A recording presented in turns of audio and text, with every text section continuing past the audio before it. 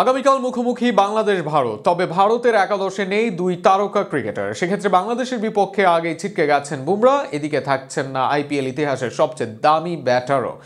সেক্ষেত্রে আগামীকাল বাংলাদেশের বিপক্ষে ভারতের সম্ভাব্য একাদশ নিয়ে বিস্তারিত থাকছে প্রতিবেদনে।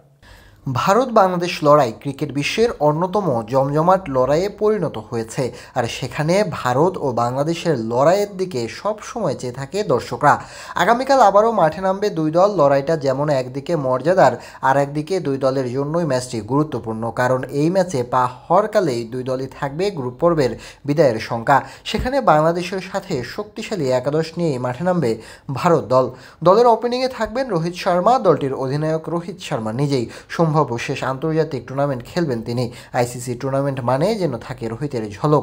এই আসরেও তাই ব্যতিক্রম করতে চাইবেন না এই ভারতীয় কিংবদন্তি। ওপেনিং পজিশনে রোহিতের সতীর্থ হিসেবে থাকতে পারেন শুভমান গিল। নাম্বার 3-এ আসবেন বিরাট কোহলি। রোহিতের মতো কোহলিরও হতে পারে সম্ভাব্য শেষ আইসিসি আসর। নাম্বার 3 পজিশনেই খেলেন দলটির শ্রেষ্ঠ ব্যাটসম্যান।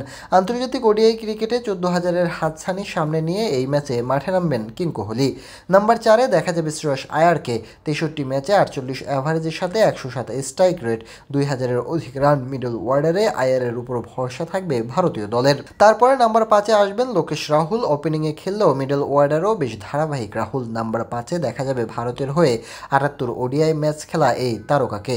তবে 6 নম্বরের সম্ভাব্য ব্যাটার ঋষভ পান্থ মিস করতে পারেন এই ম্যাচটি। বাংলাদেশের বিপক্ষে খেলার জন্য সুস্থ নেই বলে জানা গিয়েছে সূত্র মতে। সেখানে অ্যাক্সার প্যাটেলকেই দেখা যাবে বাংলাদেশের বিপক্ষে। এরপর আসবেন pace bowling allrounder Hardik Pandya. বর্তমানে ভারত দলের সেরা অলরাউন্ডার পান্ডিয়া বোলিংয়েও ভালো ভূমিকা রাখার পাশাপাশি ব্যাট হাতে ঝড় তুলতে সক্ষম তিনি।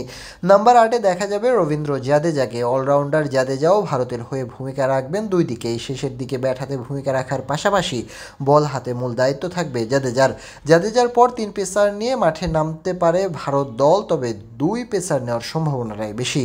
সেক্ষেত্রে বুমরা আগেই ছিটকে গিয়েছেন, তাই এই আক্রমণকে নেতৃত্ব দিবেন দলে ফেরা মোহাম্মদ সামি। তার সাথে তরুণ ইনফর্ম পেসার অর্শদীপ সিং থাকবেন একাদশে। যেহেতু পান্ডিয়া আছেন, তাই বরুণ চক্রবর্তী অথবা কুলদীপকে নিয়ে একাদশ সাজাতে পারে ভারত। আগামীকাল অর্থাৎ 20 তারিখ দুপুর 3টায় মুখোমুখি হবে বাংলাদেশ এবং ভারত দল।